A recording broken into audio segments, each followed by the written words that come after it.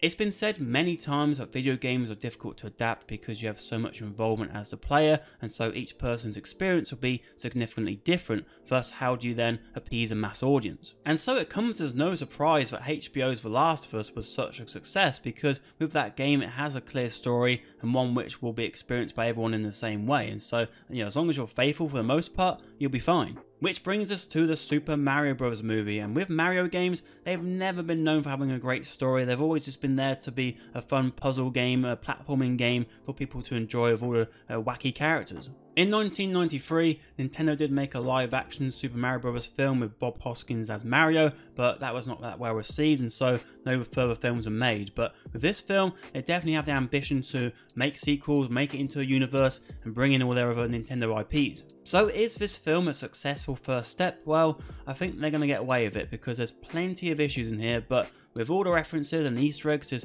really getting slammed in your face, and the Mushroom Kingdom looking amazing, it all looks amazing, the animation is top notch. I think that will get most people through it. This movie has an advantage that it's going to be hitting multiple generations, so those who grew up on the games are going to come and watch this, but also kids are going to watch it like any other animated film. And I think this film will be a big hit with the kids. It reminds me of Looney Tunes Back in Action, which is a film I enjoyed as a kid, but looking back on it now, it's not a great film, and even has a similar critic score to this one. But the reason I enjoyed that film was because I got to see all my favourite Looney Tunes characters on screen together, messing around with Brendan Fraser, and I think it'll be the same with this film, where kids will get that satisfaction seeing all the characters they know from Mario Kart and all the other games on screen together, interacting. One of the big news stories surrounding this film was the voice acting, and in particular Chris Pratt as Mario, but I thought it was fine overall. I thought, to be honest, the majority of the voice cast were pretty good. I think it took a while to get into some of them, like Seth Rogen as Donkey Kong, that took a little bit of time, but Charlie Day as Luigi, Jack Black as Bowser,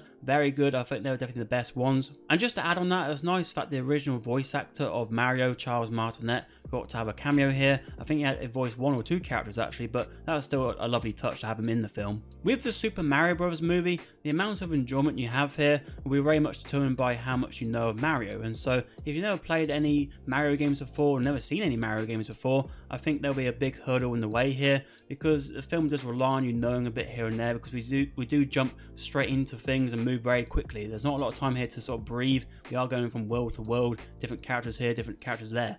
And I think for me as a fan, what got me through that was we did get quite a lot of little Easter eggs and little nods, even in the soundtrack, to sort of give you those sort of tingles as you go along. And I think as well, the film is not overly funny, so it's not one where, even if you're not a fan of Nintendo at all, you'll have a fun time, laughing at the film, because there's not many jokes which land. There were some decent jokes, but a lot of them were shown in the trailer, and I think if they do a sequel, make sure to limit a few of those for the film, because I think they did show a bit too much here. A term that gets used a lot is fan service, and this film is total fan service. Like, if you get a checklist out, if you've got a Mario Kart sequence, yep. Donkey Kong sequence, yep. Goombas, yep.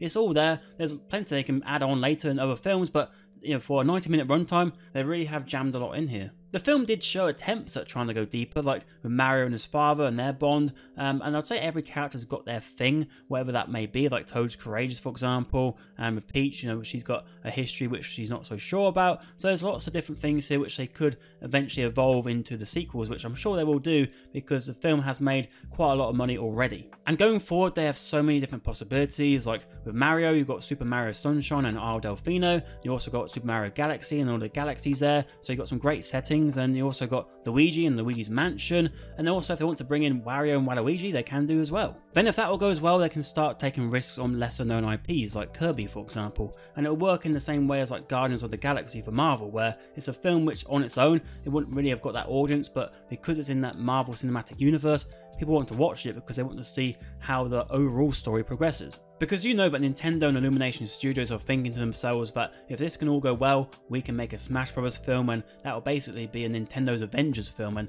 that will make a lot of money. Hello, I like money. In terms of this film though, if you take away the Mario skin from it, it is your basic kids movie, but having said that, seeing these characters on the big screen was just such a joy to behold, and I think going forward, they will have to build on from this, because foundation here is not built on a lot, it's built on like whipped cream, for example, but look at things like Puss in Boots. Puss in Boots had a decent first film, and then they really did exceed in the sequel, so maybe they can do that as well. But what were your thoughts on the film, and also what was your favourite thing about it? You know, was it a certain Easter egg or a certain character? Let me know down in the comments below. And if you want to see another video which is based around a video game, on screen right now is our review for Tetris.